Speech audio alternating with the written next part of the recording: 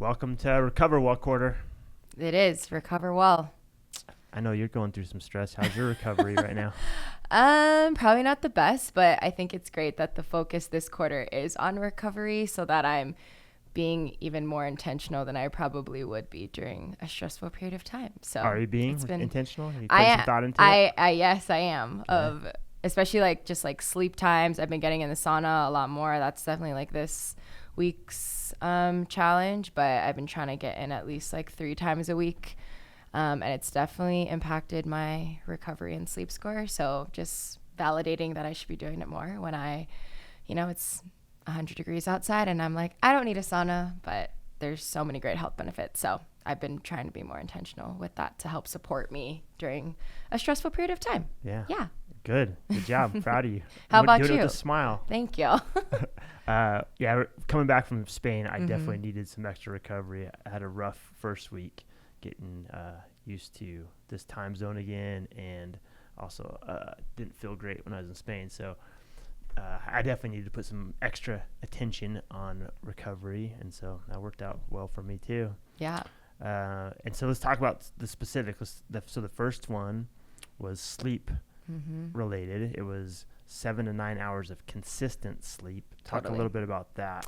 Yeah. So the consistency piece, I know even for myself, like some days I have to be at work at 6:45. Other days I don't have to be here till 8 or 1. And I'm definitely somebody who allows my schedule to kind of dictate my sleeping. And that really throws our nervous system off because our nervous system likes to be consistent and habitual, right? So if someone is struggling with sleep and they're also kind of going to sleep and waking up at different times and not getting consistent sleep windows, that can be impacting their body's ability to like start that winding down around the same time and even having the energy to like wake up at that time as well. So I think the more that we can keep those as consistent as possible, especially on the weekends, that's definitely a time that I stay up even later than I already do.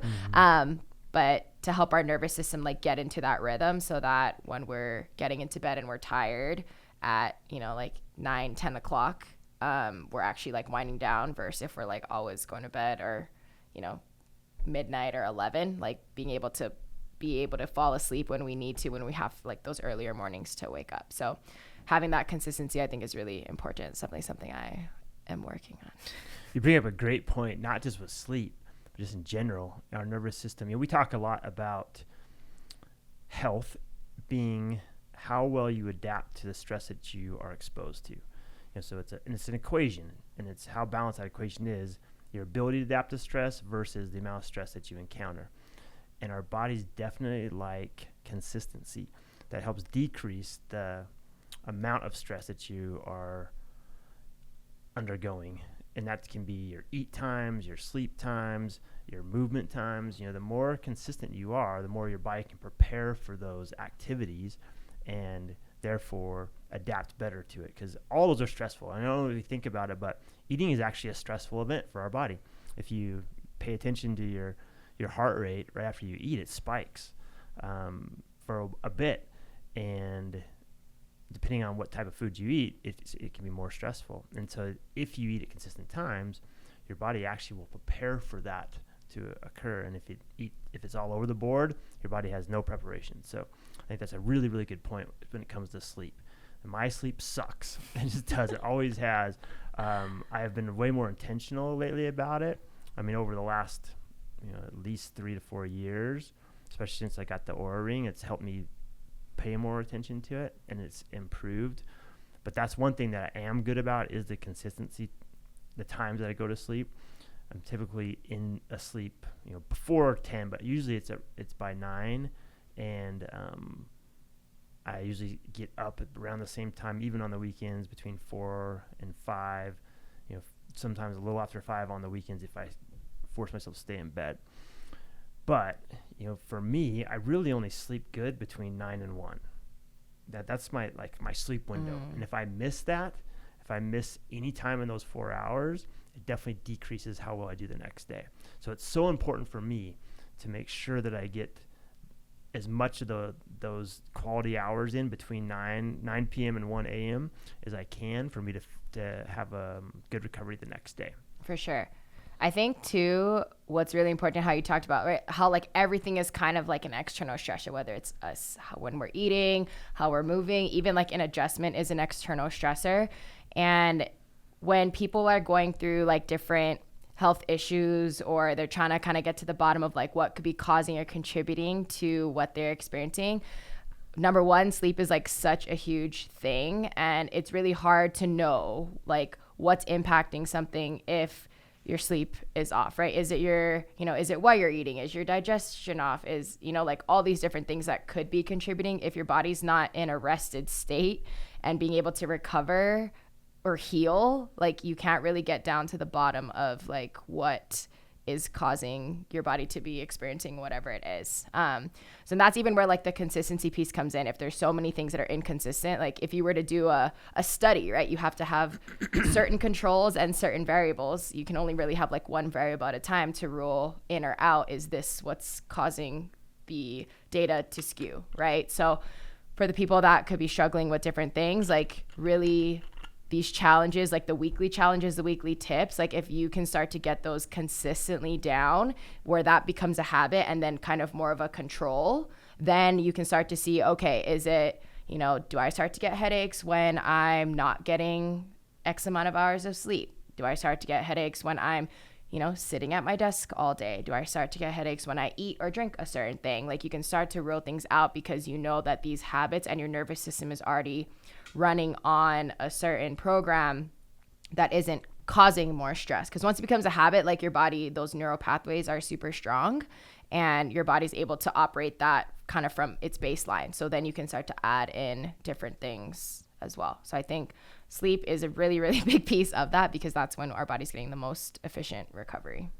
You're right. It's so important for us to keep in mind that these challenges, while they're weekly, is something that we're trying to change habits, because we are trying to improve that consistency piece.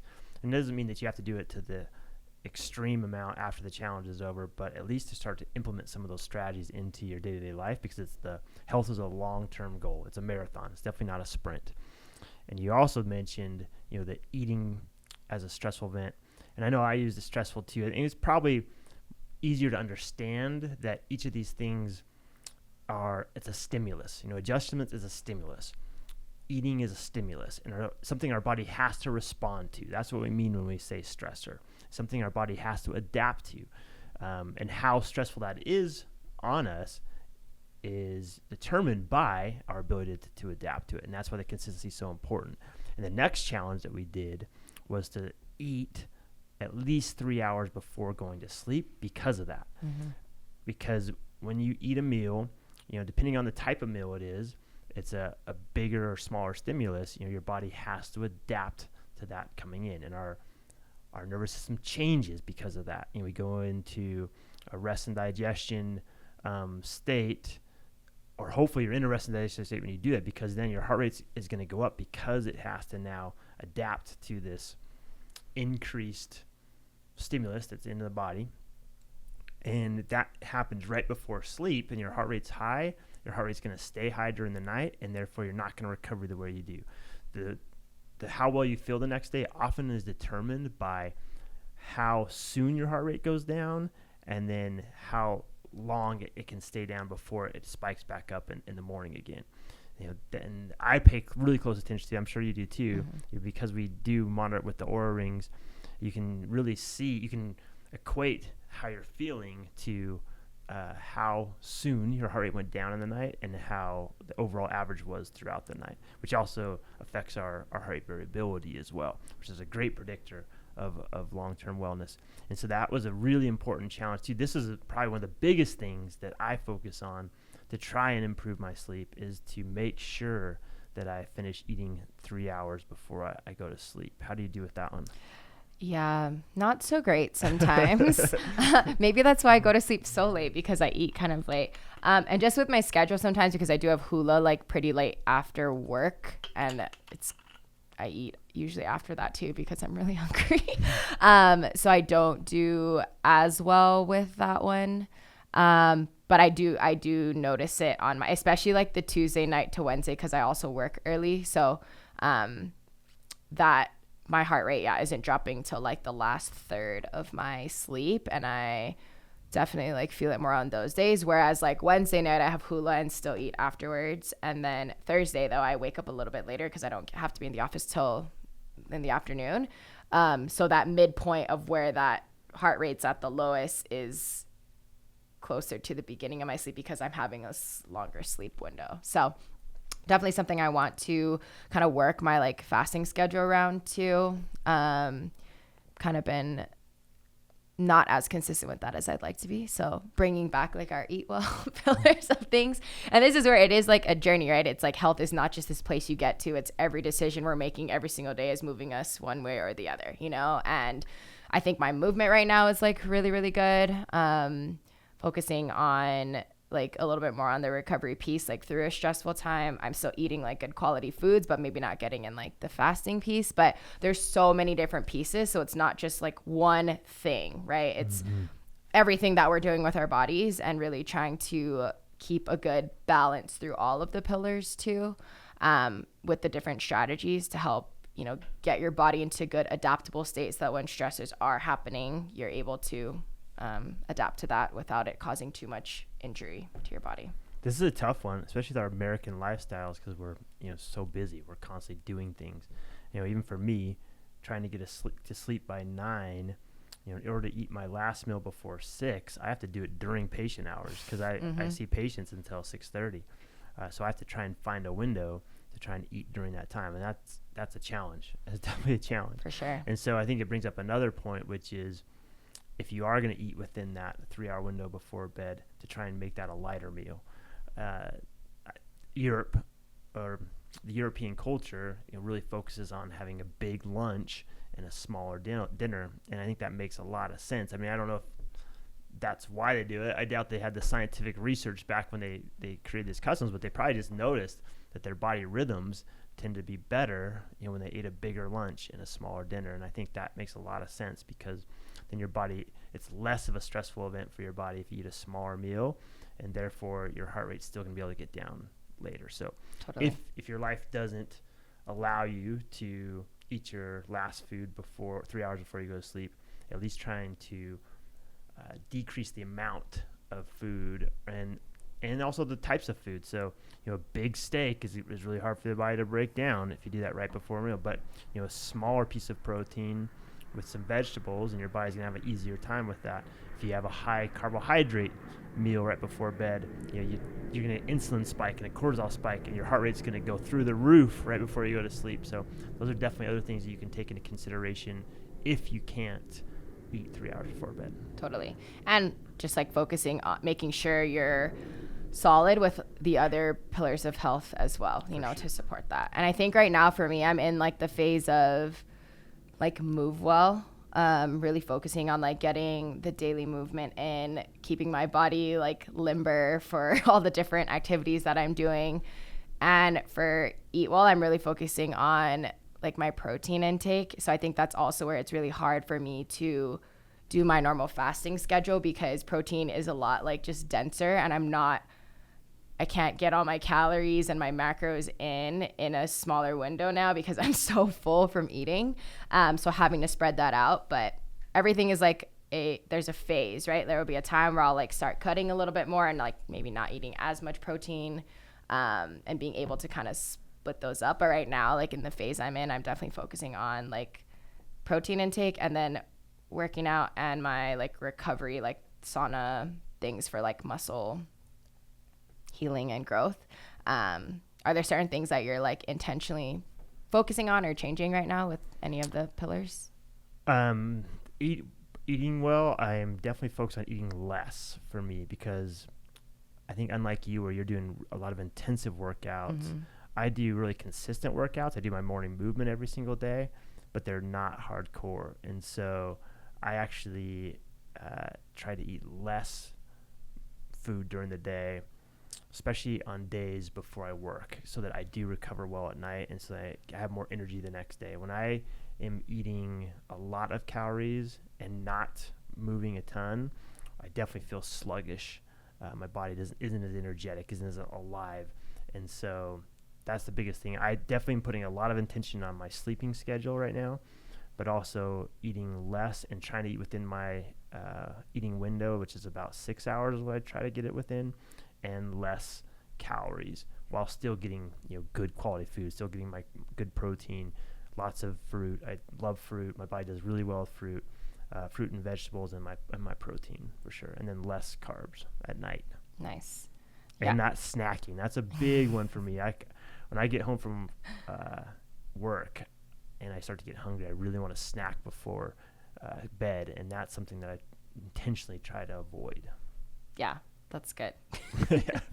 I love that. And that's like something I have loved about these like challenges for the last like 2 years now that we've been doing, because it's really like figuring out what works for your body. And I think that's essentially what we are, wanting to help people understand too. Like obviously not only just introducing these, potentially new like habits and suggestions, but also like how does this feel in your own body, like that connection to self, physically, mentally, emotionally, spiritually, all those things is super, super important, especially because there's so much information out there these days of like, right? Is drinking wine good or bad for you? Or is this is magnesium good or bad? Like there's pros and cons to everything in research and everything. I think the biggest thing at the end of the day is for us to be able to understand how something affects us in our body, and to be able to do that. Number one, you have to be connected. Your nervous system has to be to somewhat level clear so that you can understand what changes and stressors are happening in your body to make different decisions. Or if something feels good, like do more of that. But yeah, that's something that for myself has been really, really good through these challenges too, to just notice, especially as a female, like at different times of the month, how things like work with my body as well. And even in different phases of like focusing, how sometimes certain habits might not be as beneficial as others. So I've been really loving these challenges, and yeah, I hope people have gotten equal benefit out of it as well.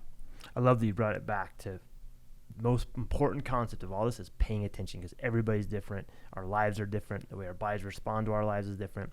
And so you have to pay attention to what your body's telling you, what your innate intelligence is telling you. So yeah, thanks for bringing that back to that. And that's what chiropractic is all about. The adjustment is really bringing awareness to the body by improving the nervous system, so that when you do get those signals, they're clearer, and you have an easier time interpreting what they mean, so that you can live a healthier lifestyle. Lastly, real quick, let's talk about the sauna. That's the challenge for this week. The sauna. What are some of the benefits of sauning? So many benefits that I tend to forget because when I'm not in my sauna game, but especially when it comes to recover well. Number one, like heat, is a external stressor to our body, and it's obviously not like, super high heat where it's burning us, but it's a hormetic stressor. So it's kind of like a lower input of stress so that your body has to make a positive adaptation. But heat makes our blood vessels vasodilate, which means get bigger, allows more circulation, which means more blood flow, which is oxygen and nutrients to all of our tissues and cells, can help with healing. Obviously, for me, I use it a lot for just like muscle recovery after workouts. It also helps to decrease our cortisol, which is our stress hormone. And it increases, if you do this like in the evening, at least I would say like an hour before bed, because you have to give your body time to like offload the heat too. But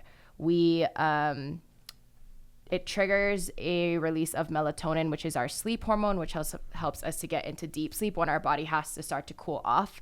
I think we've talked about it before of like how we want our environment to be pretty cool to be able to get good deep sleep. But if you're in the sauna like at least an hour before you go to bed, when you get out, like your body has to offload of all that heat, causes the temperature of your body to drop, and that gets us into that preparing for sleep. But I have made the mistake and sauna too close to bedtime.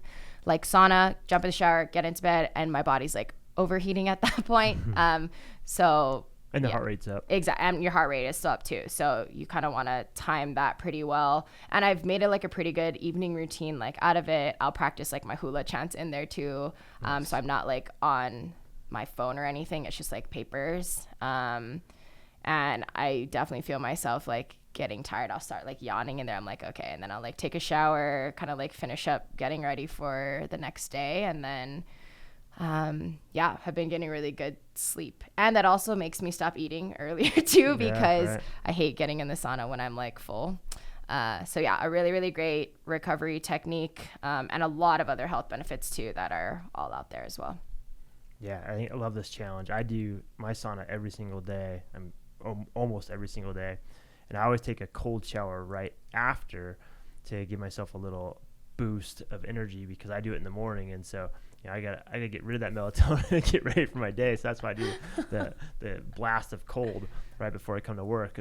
That brings me up to the next point, which is our challenge for this quarter is going to be, we're leading up to a cold plunge in the Truckee River into September. So anybody that wants to join the community for a community cold plunge, just stay aware. We'll post the exact date and time as we get a little bit closer. Probably towards the end of August, we'll post when we're going to do it in September. So be aware of that.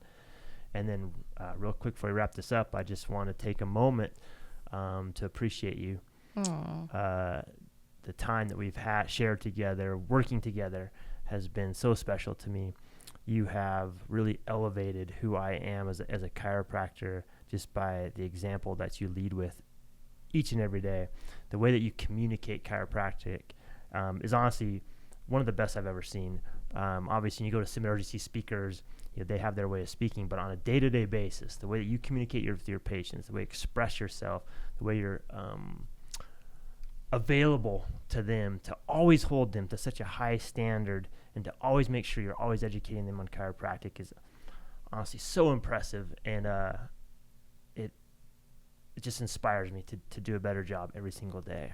And I'm going to miss you so much, but I'm so excited for the fact that you are getting to go out and do your own thing and be your own chiropractor and do things the way you want to do without any constraints and be the light that you want to be in this world and just shine so bright.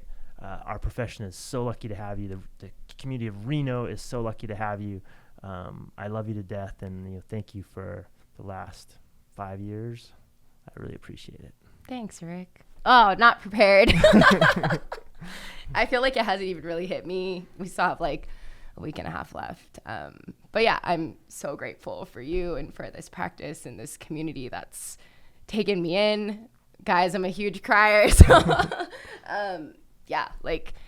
to have been able to be supported by Family First the last 5 years as I've been growing as a doctor and like figuring out, the people I want to be working with, and just being able to like see so many lives change and have like such an awesome place and like team to do that with has been just like such a huge gift. So I'm so grateful for you. And I know we'll stay in touch and absolutely we're going to be connected for exactly. Sure, for always. So I'm so grateful, and thank you for your words. Yeah. All right. Thank you, FSC. We'll see you next time. See ya. Bye.